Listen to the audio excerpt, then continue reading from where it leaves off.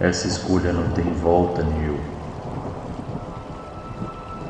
Depois que você começar a empreender, meu amigo, já era.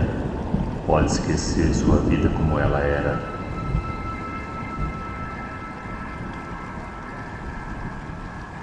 Mas eu preciso lhe explicar o que vem pela frente. É uma decisão sem volta.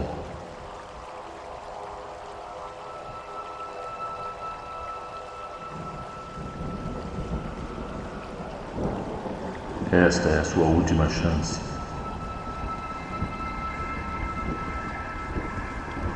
Se tomar a pílula azul, será um funcionário para sempre, e seu chefe vai pegar em seu pé para sempre. Se tomar a pílula vermelha, vai acordar um empreendedor e sua vida pessoal já era.